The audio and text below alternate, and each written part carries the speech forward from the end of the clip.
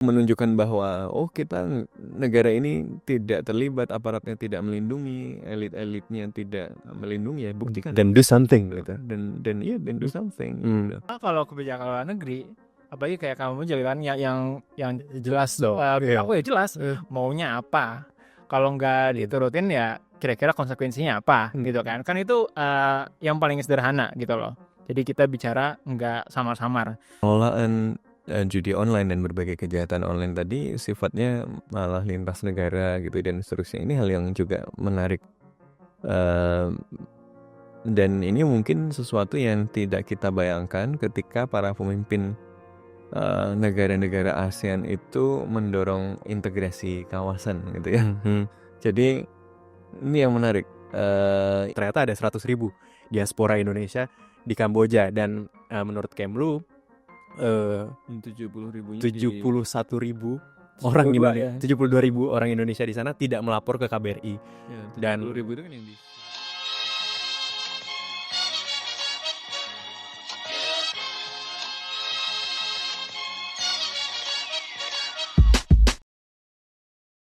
Kembali lagi di podcast Bebas Aktif season ketiga episode ke-55. Kita kali ini bertiga, ada gue Raffi, ada Ikhlas dan ada Mas Sofwan. Masih di rumah lama kita, tapi rumah yang Mas Sofwan kayaknya untuk waktu yang lama ya Mas di departemen. Rumah kita terus, selalu di sini, rumah tetap di sini. Oh pas. Ini kita bertiga doang, tapi kita akan membahas sesuatu yang penting karena belakangan viral ya di media sosial Mas ya. Ada warung pecel lele di Kamboja. Rumahnya tidak di Indonesia.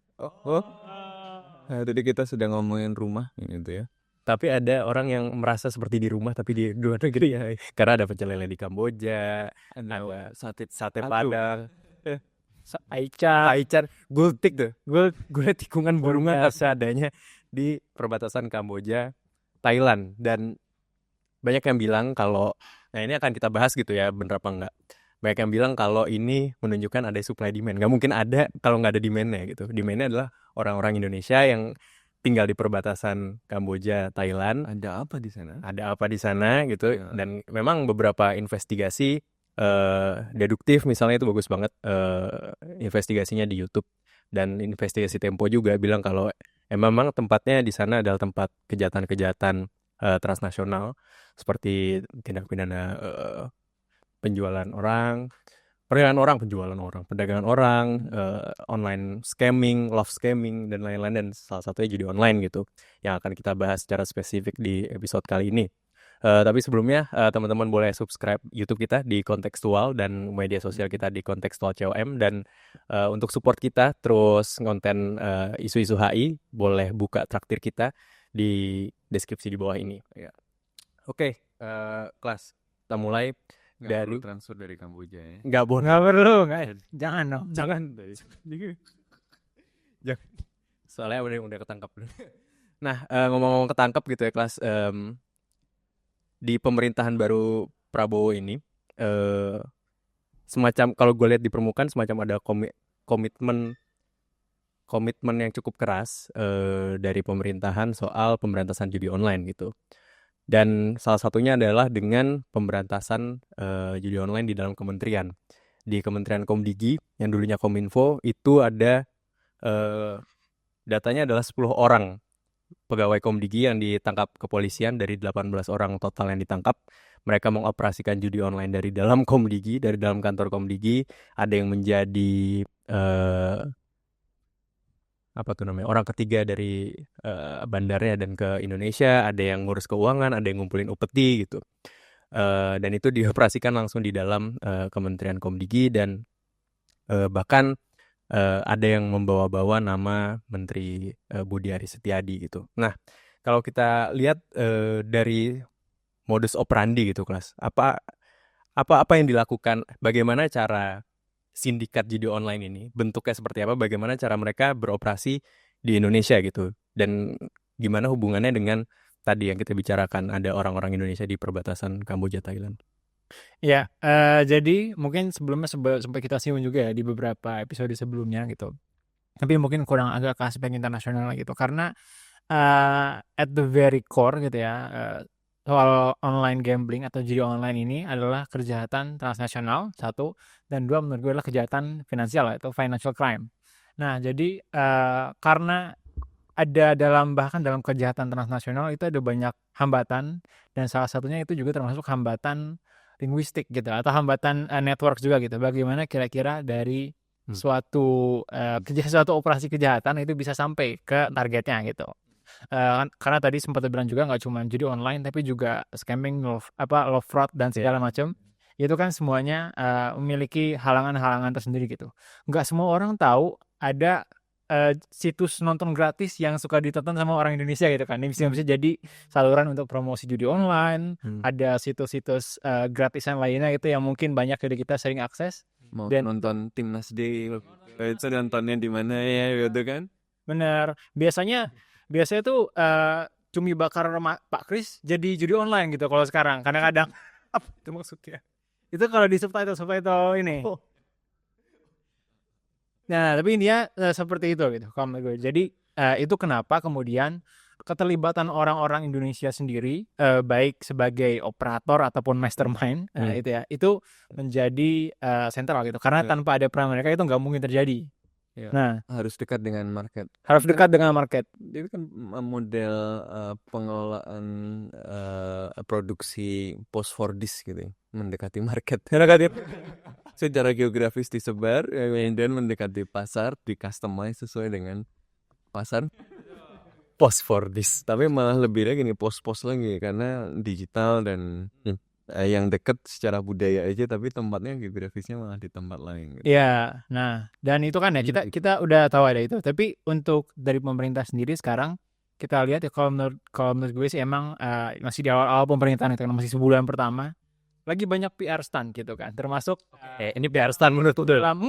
enggak cuma PR stunt, tapi at its essence PR stunt menurut gue, karena ada beberapa hal juga kayak terkait nggak cuma judi online ya, kayak terkait korupsi misalnya udah dibilang diberitain berapa triliun diselamatkan gitu kan, termasuk judi online juga kita lihat banyak crackdown gitu ya terhadap satu pegawai di Komdigi, itu yang mana itu bagus tentu kan sangat krusial ya di dalam Komdigi. Bagus, lanjutkan. Karena kan sekarang baru apa ya yang saya sering kepikiran kalau lihat profil-profil yang dimunculin kan ini pegawai-pegawai yang levelnya rendah gitu. Kalau level rendah itu dia bisa berposisi di kantor, emang teman-temannya nggak ngeliatin. Ya, Emang bosnya nggak mantau, seterusnya gitu. Dan masa iya dengan level cuma kayak gitu seberani itu kan nggak, maksudnya secara logika gimana ya gitu kan. benar. Dan organized crime itu kan memang biasanya karena dia melakukan aktivitas-aktivitas yang ilegal dalam skala besar, dia kan pasti melibatkan keterlibatan otoritas negara gitu kan. Iya. Otoritasnya nggak mungkin otoritas yang cuma ecek-ecek Yang main-main ya. gampangan. Biasanya skalanya makin naik ya. Kalau mungkin cuma parkiran gitu ya mungkin ada lah ecek dikit gitu kan. Nanti kalau levelnya skalanya sudah lebih besar lagi kan pasti level otoritas yang kemudian memberikan kerjasama perlindungan pasti lebih tinggi lagi gitu loh. Yeah. Jadi dengan skala yang sifatnya lintas negara dengan angka sampai berapa? 900 triliun. Menurut Budi Gunawan 900 triliun. Kan rasanya 10 orang dengan level kepegawaian seperti itu masih kurang nih Pak. Ya kalau mau PR stunt sekalian aja gedein gitu loh. Jangan cuma yang justru karena cuma kecil-kecil ini saya bilang PR stunt gitu, karena kalau besar udah bukan PR stunt lagi, beneran namanya. Kan karena ya ada beberapa juga orang yang ditangkap kan, kayak banyak juga ada petani yang kemudian juga bikin konten disebut buat konten judi online, walaupun udah dilepas ya orang, sudah dilepas karena jadi duta anti judi online. Aduh. Nah itu dan juga ya dari sebelumnya sih dari earlier this year juga udah banyak kampanye judi online itu. Tapi semenjak permintaan Prabowo, gue udah lebih jarang di SMS sama Kominfo sama anti judi online. Mungkin real ya, maksudnya apanya? Karena dari segi penanganan mungkin karena udah gak gimmick lagi, bergabung dengan sistem digitalnya koperasi kali. Terakhir gue udah lebih jarang. Dulu sering banget di SMS, jangan judi online, jadi yang judi online. Tapi sekarang udah lebih jarang. Mungkin derajat keseriusannya udah bertambah daripada rezim sebelumnya. Kan kita ya kalau bisa nangkap orang sekarang kenapa nggak dari dulu gitu loh. Mungkin emang ada peningkatan sekarang. Ya Iya, nggak sih? iya, benar. Nah, tapi kalau yang namanya organized crime gitu kan, itu dia digerakkan oleh suatu organisasi gitu. Dan dia kalau emang pasti yang harus Gak mungkin cuma lagi khilaf doang gitu. nggak mungkin cuma lagi hilaf doang. Ini kalau apa unorganized crime baru kita bisa bilang ya misalnya Oke. ada orang bergerak sendiri-sendiri. Tapi kalau organized crime itu untuk menghentikannya ya kita tentu harus yang perlu kalau kita bicara penangkapan ya itu orang-orang yang sentral gitu, big fish-nya gitu loh dalam setiap organisasi mafia, geng dan segala macam. Kalau cuman tangkap kecil-kecilan doang yang nggak akan selesai gitu loh. Dan itu yang kenapa tadi gue bilang itu lebih mirip kayak PR stunt gitu. Karena itu bukan mastermind-nya yang dihentikan. Oke, tapi counterpoint. Kalau bukankah ada possibility bahwa Kemenkominfo atau sekarang Komdigi itu emang bukan masalah keterlibatan dari orang tertingginya atau menterinya, tapi emang nggak kompeten aja, emang nggak diawasi aja. Dia nggak nyuruh, kita nggak nyuruh, dia nggak nyuruh. Ini urusin judi online gitu kan? Tapi bisa aja emang dia emang nggak kompeten aja, nggak tahu aja, dan nggak ngerti itu soal ke kompetensinya di bidang itu. Jadi itu lebih ke pembiaran daripada secara aktif mendukung atau mengorganisir gitu. Jadinya lebih ke arah ini negara yang lemah bukan daripada negara yang aktif untuk mengambil keuntungan dari jahat gitu. Negara yang jahat. Iya nggak sih? Negara yang lemah biasanya diisi orang-orang jahat. Iya. Gini. Iya. Ya kayaknya kalau kita biasanya. Kalau kita kan terbiasa sama line of argument semuanya tuh cenderung lebih ada alasan rasional gitulah kenapa gitu. Dan kalau gue sih cenderung melihat pembiaran itu biasanya nggak cuma sekedar pembiaran, tapi ada yang ada yang suruh untuk membiarkan gitu misalnya. Atau ya mungkin di sisi lain mereka juga nggak punya kapasitas atau nggak ada arahan untuk ke arah sana. Tapi kenapa pun juga ke arah situ gitu kan? Karena kita ini kan isunya udah bergulir 1-2 tahun. Dari kemarin gitu kan, ini bukan kayak isu baru muncul sebulan terakhir. Jadi gitu sih. Tapi kalau poin gue itu gini loh, ini itu skalanya bukan skala yang terjadi karena kelalaian gitu. Iya betul. Untuk Anda mengelola sebuah sistem yang itu melibatkan banyak hal ya, yang kompleks mulai dari situsnya, kemudian sistem keuangannya, sistem pembayarannya, lalu bagaimana supaya Anda bisa aman melakukan itu gitu ya, dan seterusnya. Itu kan sebuah sistem yang kompleks sampai ada puluhan ribu sampai 100.000 ya, 70.000 sampai 100.000 orang di negara lain misalnya, sampai ada kompleksnya sendiri, sampai ada ini macam-macam. Itu kan ekosistem itu kan berarti misalnya ya, kalaupun dia kemudian berkaitan dengan 10 orang yang di Komdigi tadi, nggak mungkin kan cuma itu saja gitu. Sebuah ekosistem itu pasti bagian dari sebuah organized crime yang besar gitu. Ngurusin tiket 10 orang aja kan ribet. Dan nggak mungkin orang yang ngurusin pemindahan orang ya, puluhan ribu orang bertahun-tahun memberikan penginapan, ada kejahatan yang macam-macam gitu yang sangat kompleks, itu cuma punya pegangan yang sangat minimum di kementerian kan gitu. Jadi satu kementerian lagi. Tentu kita nggak bisa menuduh gitu ya. Tentu kita dorong penegak hukum untuk kemudian membuka kasus ini dan menginvestigasi kasus ini dengan lebih serius. Tetapi secara logika dan dari kajian-kajian mengenai transnational organized crime, ya sebuah organisasi kriminal terorganisir, ya, kejahatan-kejahatan yang sifatnya transnasional, kejahatan yang dilakukan dalam skala seperti ini itu ya pasti melibatkan otoritas dengan level kewenangan tertentu yang besar gitu loh. Jadi ya kita tunggu keseriusannya gitu. Cuma gue mau bawa ke aspek yang mungkin agak sedikit meluas selain soal crime gitu ya. Ini adalah kejahatan transnasional yang kemudian punya dampak ke level individu-individu yang serius kan. Kita sudah sering lihat ada Iya. orang bunuh diri, orang kemudian macam-macam. Itu hampir tiap hari kita kan ada berita ya, orang kalah judul, kemudian terjebak hutang, kemudian em, apa ya mengakhiri hidupnya, Keluarganya hancur. seterusnya gitu ya. Ini banyak dampak keluarganya. Tapi kalau kita lihat di level yang lebih makro, dampaknya itu sebenarnya punya risiko struktural juga gitu kan. Karena uang itu kan nggak muncul tiba-tiba. Ya. Uang itu kan ada di masyarakat gitu ya. Ya. Dia biasanya digunakan misal untuk konsumsi, untuk macam-macam. Kalau misalnya sebagian uang itu kemudian keluar menjadi sesuatu yang bukan sesuatu, tapi jadi dalam sirkulasi judi online tadi yang 900 triliun tadi gitu ya. Dan kalau kita lihat angka-angkanya juga, transaksi perbankan judi yang diindikasikan judi online itu kan meningkatnya pesat sekali dalam beberapa tahun ini gitu kan. Jadi daya beli masyarakat turun, tapi penggunaan judi online-nya naik gitu.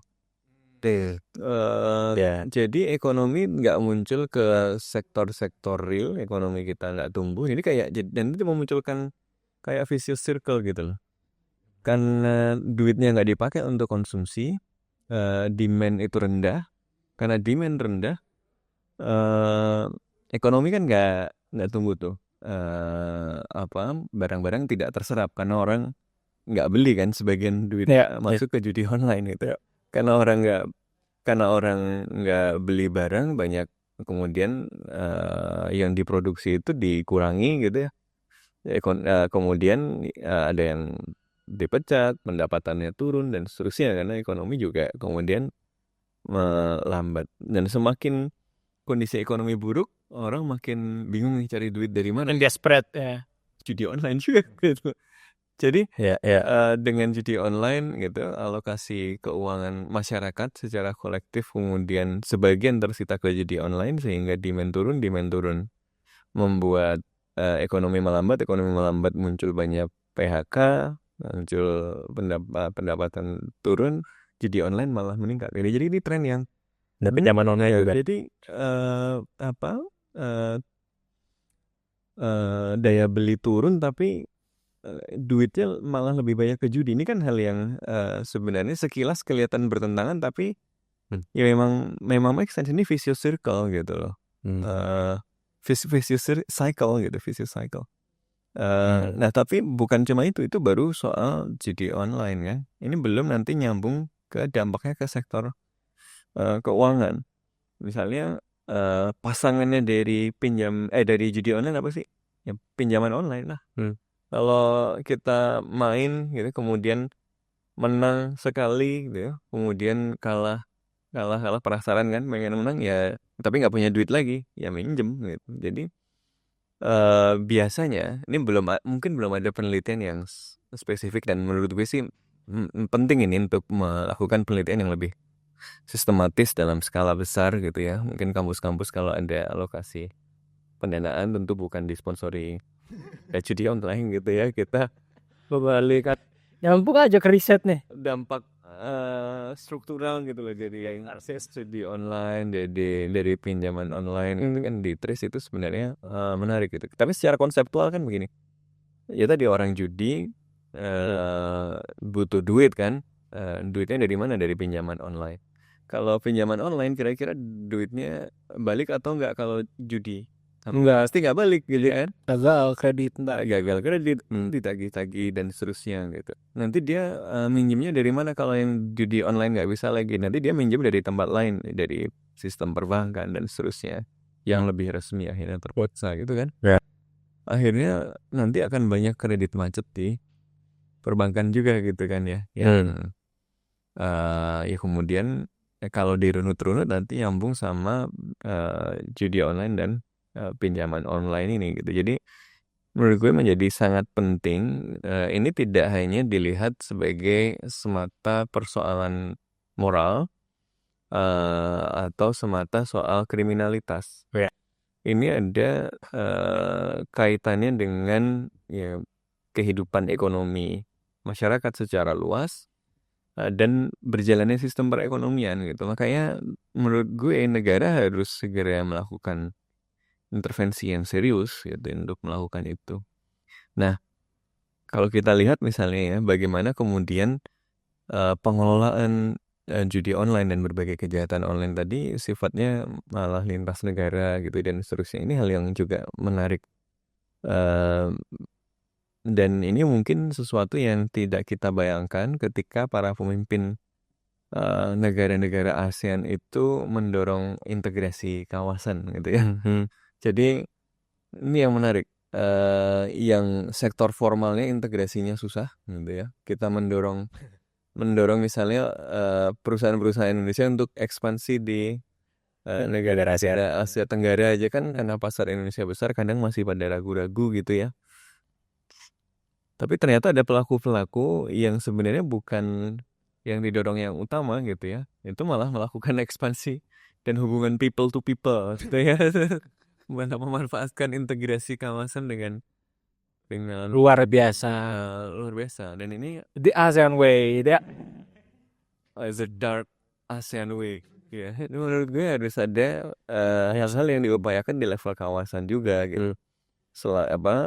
Untuk pencegahan kejahatan-kejahatan terorganisir yang lintas batas di level kawasan yang mengeksploitasi integrasi ekonomi kawasan ini. Kemudian yang kedua yang menurut gue penting juga dilakukan di level regional adalah kita emang belum deal dengan isu-isu potensi ancaman dari digital teknologi loh. Kalau kita lihat dokumen-dokumen ASEAN soal digital, misalnya Consolidated Strategy ya on Fourth Industrial Revolution. Wah, judulnya keren banget ya. Strategi terkonsolidasi tentang revolusi industri. Ini dokumen ASEAN ya. Dokumen ASEAN. Tapi cuma jadi rujukan aja gitu. Kalau ada 4.0 ya mungkin lagi zaman-zaman dulu ya. Itu spanduknya banyak 4.0 gitu ya. Sampai sekarang juga masih. Tapi untung ini yang terakhir itu metaverse tuh nggak sampai ke bawah ke ASEAN ya. Cukup sampai 17-an aja di kita. Tapi ya kan di Indonesia karena besar kan apapun yang lagi ngetren di sini biasanya muncul juga di ASEAN. Nah itu semuanya ngomong digital selalu dalam kacamata yang positif gitu ya. Wah ini ASEAN ini adalah tempat di mana digital ekonomi tumbuh paling pesat. Ya, salah satu digital ekonomi berapa triliun dolar. Iya, potensi digital ekonomi gitu ya. Kemudian QRIS di Indonesia. Potensi inklusif financial inclusion ya kan. Yang dilihat bahwa problem ekonomi kita salah satunya adalah financial inclusion dan dengan digital technology, fintech. Kemudian ada financial inclusion, orang yang tadinya nggak bisa mengakses dana. Iya. Tapi masalahnya adalah orang bisa mengakses dana, bentuknya pinjol kan. Iya. Terus diaksesnya digunakan untuk apa? Bukan untuk hal yang punya nilai tambah ekonomi, buat judi online gitu. Jadi menurut gue perlu ini kemudian di-acknowledge sebagai sebuah problem di level regional karena dampaknya juga struktur. Jadi ada dua hal tadi. Pertama, kita harus melihat ini tidak hanya dalam dimensi moral dan kriminalitas, tapi juga dalam dimensi yang lebih besar ya dampaknya pada perekonomian itu sebenarnya secara sistemik seperti apa. Kita punya prediksi-prediksi yang konseptual, tapi memang belum ada penelitiannya. Jadi tapi gue suspicious sangat mungkin gitu. Jadi kalau ada penelitiannya bagus. Nah itu yang pertama tuh, poin pertama gue, dampak strukturalnya ini perlu diperhatikan secara ekonomi dan terhadap sistem perbankan dan terhadap perekonomian secara umum. Kemudian yang kedua adalah perlu acknowledgement yang lebih serius di level leadership, baik di level negara maupun di level kawasan, bahwa digital transformation itu not all bed of roses gitu ya. Ya semua hal yang bagus gitu. So ada hal-hal yang busuk-busuknya juga gelap yang membahayakan yang mungkin datang lebih dulu daripada baik-baiknya ya gitu. Yang itu belum ada di dokumen-dokumen ASEAN hari ini. Ya, oke. Jadi tadi kan udah banyak dibicarakan di sini secara struktural dan itu sebagai permasalahan ekonomi dan mungkin permasalahan policy juga di secara nasional. Tapi gue sih menarik lagi ini kembali karena kita podcast bebas aktif juga ya. Karena nature dari kejahatan transnasional, ya ini tidak bisa disebut selain sebagai foreign policy problem gitu loh. Karena penyelesaiannya nggak mungkin lewat di satu negara doang gitu, harus lintas negara. Nah, tapi tadi menarik juga sebenarnya Mas Sofwan bilang kalau di regional itu kebanyakan ngomongnya yang digital inclusion, financial inclusion segala macam. Itu soalnya yang ngomong aktor-aktor ini mas aktor-aktor luar bisnis multinasional itu kan coba masuk ke ASEAN. Nah ini jadi online nggak perlu pakai ngomong financial inclusion, inclusionnya luar biasa. Sampai ke grassroots sangat inklusif dari mana-mana pasti nggak ngeslot. Nggak usah bikin forum di level ASEAN dulu gitu kan. Jadi ini nggak pakai forum loh. nggak pakai forum. Ini people to people luar biasa ini. Nggak ada regional expo. Nggak ada regional. ASEAN framework on digital bed nggak ada. Nah, tapi itu yang membuat tadi digitalisasi itu berbahaya gitu kan, karena nggak ada yang bisa ngukur. Kira-kira tiba-tiba ada aktor yang jahat gitu bisa sebegitu lihainya menggunakan digitalisasi. Nah, dan di sini gue mau menarik gitu ke ya kita agak compare sedikit karena Indonesia bukan satu-satunya korban dari judi online gitu. Banyak juga terjadi korban judi online di negara lainnya yang besar yaitu di Cina gitu kan. Karena bukan di Cina ya. Operasinya juga di ASEAN gitu. Karena di ASEAN itu kan yang terkenal menjadi sarang dari judi online dan penipuan online lainnya itu kan di Kamboja dan di Filipina gitu kan. Dan banyak juga dari Cina itu yang melakukan operasinya dari situ. Karena di Cina juga pemerintahnya tidak sangat membatasi judi gitu ya. Kayak di beberapa tempat doang di Macau gitu. Dan juga ya dia juga melawan terutama dari organized crime itu ya. Karena banyak operator dari judi online dan penipuan lainnya itu adalah geng-geng di Cina gitu yang terusir dari Cina. Triad gitu. Jadi jadi dia beroperasi dari Kamboja dan Filipina gitu. Nah, tapi itu fenomenanya udah start earlier gitu ya, dari tahun 2017-18 mungkin sebelumnya. Dan itu sekarang sih sudah banyak gerakan dari Cina, terobosan kebijakan luar negeri yang kemudian bisa membuat ini lebih teratasi gitu sekarang. Karena dari pemerintah Cina itu melihat ya ini benar-benar sebuah kerugian gitu kan. Karena tadi secara domestik dia emang udah tegas juga, dia nggak mau ada judi yang terjadi apalagi dalam skala masif. Dan juga ya mungkin pernah dengar lagu dangdutnya Roma Irama, judi nah dari tindakan tersebut kemudian Cina juga melakukan pendekatan secara kebijakan negeri itu yakni secara bilateral gitu kan dengan Kamboja. Jadi dia benar-benar ini ditegaskan bahwa ini isu besar gitu dalam hubungan bilateral Cina dan Kamboja gitu. Karena kan Cina juga besar pengaruhnya di Kamboja ya. Nah, secara ekonomi, secara politik juga, dan oleh karena itu ya dia benar-benar meminta secara tegas gitu kan untuk dari operasi-operasi judi online ini untuk diatasi gitu kan oleh pemerintah Kamboja. Dan kemudian dia juga dibuat dalam framework ya biasalah kalau bilateral kan ada kesepakatan, kemudian bahkan ada capacity building juga kayak polisi dilatih untuk bagaimana mengatasi judi online, bagaimana menumpas kejahatan-kejahatan digital, dan juga dia juga melakukan pendekatan yang juga agak keras gitu karena pernah juga ketika isu ini udah berjalan berapa lama gitu dan tidak teratasi, China itu isu travel warning gitu ke Kamboja. Jadi pernah ada travel warning judi online karena di sana pusat penipuan gitu. Nah jadi ya kalau warga Cina yang ke sana bisa nanti ya kena penipuan dan segala macam, dan oleh karena itu turis Cina ke Kamboja turun drastis. Nah, karena itu kan sangat signifikan dong. Orang turisme sebagai salah satu pendapatan yang besar di Kamboja, ketika itu berkurang, ya itu jadi insentif juga buat Kamboja itu melakukan perbaikan dari perilakunya gitu. Oleh karena itu ya nggak secara keseluruhan teratasi, tapi ya sudah secara signifikan gitulah teradres gitu isu itu. Itu menarik sih. Ya, karena sebenarnya 3 hari yang lalu ya Caimin sebagai Menko Pemberdayaan Masyarakat itu bertemu dengan level Perdana Menteri ya siapa namanya, Hun Manet, anaknya Hun Sen. anaknya Hun Sen, Hun Manet. Dan menarik juga tweetnya Caimin ya di Twitter, yang juga di highlight sama beberapa netizen kalau ternyata ada 100.000 diaspora Indonesia di Kamboja. Dan menurut Kemlu 70.000-nya 71.000 orang 72.000 orang Indonesia di sana tidak melapor ke KBRI. ya, Dan 70.000 itu kan yang di Sihanoukville itu ya. persis Itu Sihanoukville itu.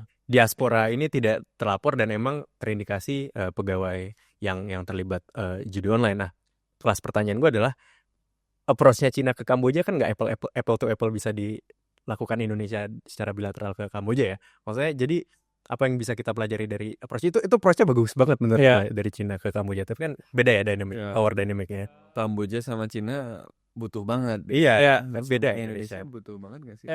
Enggak apple to apple, tapi menurut gue apa ya, apple to pear kali. Cukup masih bisa. Cukup dekat menurut gue ya, karena kan tetap secara Turis Indonesia besar nggak sih ke emang nggak gede juga. Mungkin nggak harus turis, tapi maksudnya kita dulu kan we have a long history ya gitu kan. Kita kayak pernah melatih dulu untuk perdamaian dari Kamboja kan, Jakarta Informal Meeting dan segala macam. Time ago. Ya, tapi nggak apa, maksudnya secara zaman kuto. Itu masih. Tapi secara diplomatic cloud, menurut gue kita sebenarnya bisa gitu. Kita punya gitu. Nah, cuman ya kalau kita ekonomi mungkin nggak sebesar Cina, tapi intinya ya sebenarnya bagaimana ini bisa menjadi isu foreign policy yang serius gitu. Bahwa ini ini isu dalam hubungan bilateral kita loh. Nah, dan menurut gue tadi ya Caimin datang dan mempersoalkan itu udah jadi satu. Nggak tahu dia mempersoalkan apa enggak ya. Dia cuma bilang ada 100.000 diaspora di Indonesia. Habis dia tipis kan nggak tahu dia ngomong soal itu. Mungkin ya sinyal. Mungkin sinyal. Nah, ya menurut gue sinyal. Tapi ya mungkin itu juga yang jelek karena negara ini kebanyakan sinyal. Padahal kalau lagi dicari sinyal susah. Sinyal susah. Nih dikira semuanya politik Jawa gitu kali ya. Ini juga sinyal ngerti. Ya padahal kalau kebijakan luar negeri, apalagi kayak kamu jalan yang jelas dong. Aku ya jelas maunya apa. Kalau nggak diturutin ya kira-kira konsekuensinya apa gitu kan. Kan itu yang paling sederhana gitu loh. Jadi kita bicara nggak samar-samar. Ya dan itu nanti kita mesti lihat lah kira-kira kayak gimana. Tapi yang pasti tadi ini udah ada langkah ke sana. Tapi apakah kemudian sudah ada, itu yang dibutuhkan dari pemerintah Indonesia adalah ya political will tadi itu untuk menanggapi hal ini secara serius. Karena itu kan yang mengarahkan kira-kira gimana ini bisa menjadi isu yang penting dalam bilateral. Nah selain juga bilateral menurut gue, tentu ini juga menjadi isu yang bukan multilateral, regional juga gitu di kawasan terutama. Nah ini membutuhkan pendekatan yang juga lebih dari bilateral gitu kan. Karena kalau misalnya di Kamboja teratasi, ntar pindah ke Myanmar. Di perbatasan Thailand Kamboja kan. Ya, nyebrangnya gampang. Pindah ke tempat-tempat yang lain. Jadi kalau menurut gue emang harus lebih kenceng juga gitu dari aspek secara peraturan finansial lah itu kan. Karena at its essence ini financial crime gitu menurut gue. Satu ya ini penipuan gitu kan, karena judi online ya hampir tidak mungkin menang, orang di play terhadap hal itu. Dan juga uangnya juga besar kemungkinan tidak berakhir di sana gitu kan. Kan kita bertanya nih 900 triliun lagi kan. Ujungnya kemana gitu. Pasti pajak juga.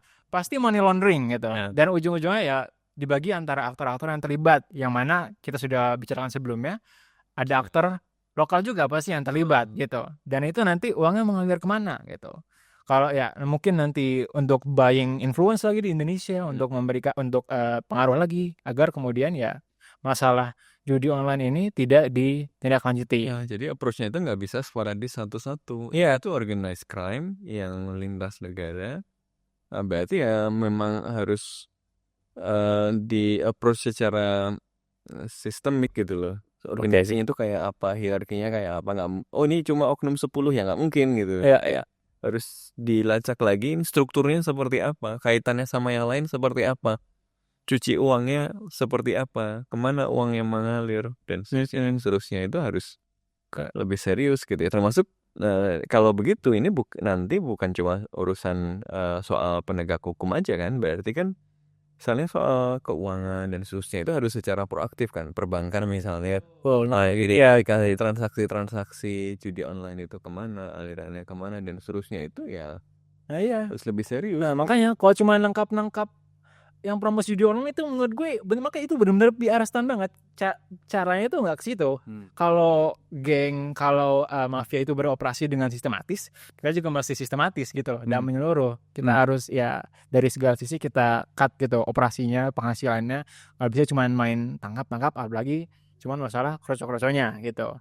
Nah, harga ditangkap dong dijatin duta juga. Nah itu pendekatannya PR juga kan, restoran fantastis, desentralisasi gitu loh, kayak di tahap pertama tahap awareness, mungkin itu tahap awareness, tapi ntar ada tahap enforcing. Tapi itu berkali-kali kan begitu kan, tidak kejadian apa gitu, lalu si orang itu jadi duta itu kejahatan yang dilakukannya gitu. Iya, ini aneh banget logikanya tuh. Terlalu ilmu sosial media ini terlalu kental gitu dalam pemerintahan Indonesia ini. Terlalu banyak, mungkin ada lembaga yang terlalu asik menjadi buzzer gitu. Jadi semuanya di approach dengan cara logika buzzer gitu. Iya. Nah, satu contoh ya yang menurut gue bisa jadi acuan gitu ya. Sebenarnya kalau soal kita bicara kejahatan finansial atau money laundering, itu kan secara internasional sudah ada gitu kerangkanya. Salah satunya kayak FATF, itu Financial Action Task Force. Nah, itu dia ya pada dasarnya itu kan klub negara-negara ya banyak sekali sih di dunia, termasuk Indonesia dan Kamboja juga. Yang itu dia mendorong compliance untuk mengatasi financial crime gitu, termasuk money laundering, dan terutama fokusnya sih lebih ke terorisme ya, salah satunya gitu. Dan Indonesia dan Kamboja baru aja kayak tahun lalu itu sama-sama masuk diakreditasi gitu lah, sebagai negara yang cukup ada compliance-nya lumayan gitu lah. Karena kalau sebelumnya yang nggak comply itu dimasukin dalam grey list gitu dari FATF.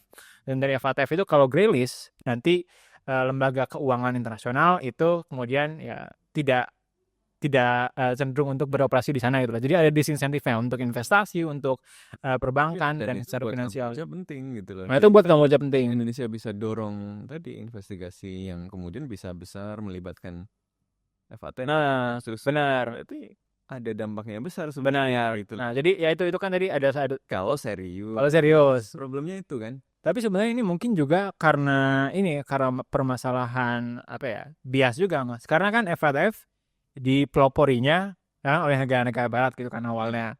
Dan fokusnya tadi kayak ke terorisme gitu dong. Emang yang isu yang menjadi concern mereka.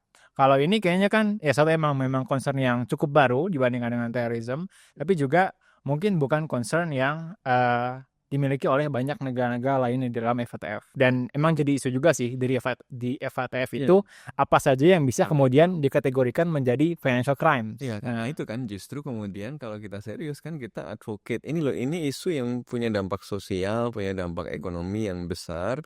Ya di-raise lah ke situ gitu. Iya. Karena pasti ada kaitannya dengan sektor keuangan kan gitu. Betul. Ya, kan sebenarnya tadi kalau diskusi kita itu sebenarnya mengatasi judi online itu kan sebenarnya ini judi online itu sebenarnya di approach-nya mudah gitu karena kerugiannya tuh gede banget. Jadi ada sebenarnya negara punya insentif untuk memberantasnya karena negara kan untung secara finansial gitu. Yang paling mudah gitu akan untung secara finansial kalau judi online diberantas, ekonomi lebih maju dan lain-lain. Nah, kenapa nggak ada sejauh ini political will-nya itu sepertinya nggak seserius itu gitu. Apa iya cuman karena kenal sama karena anggota organisasi transnasional ini yang kayak bayangan ini itu bagian dari pemerintah misalnya, atau kenal sama orang dekatnya ini apa cuman karena itu jadi ada hambatan? Apa sesusah itu negara memberantas judi online padahal segala macam insentif itu ada gitu? Ya justru itu pertanyaan kita semua kan gitu. Kita nggak ada yang tahu. Jadi justru itu pertanyaan kita semua karena kita semua tahu bahwa masalahnya ada, clear gitu ya. Ya, dan kalau kemudian tidak ada tindakan yang serius, yang bukan cuma PR stunt, itu kan orang kemudian bertanya-tanya, jangan-jangan gitu kan. Atau emang mungkin legal frameworknya masih kurang, atau skill issue aja. Kalau tadi sekali lagi kejahatan dengan skala besar, yang lintas negara dengan value besar itu pasti melibatkan otoritas. Organized crime itu semakin besar dia semakin melibatkan bagian dari otoritas negara gitu.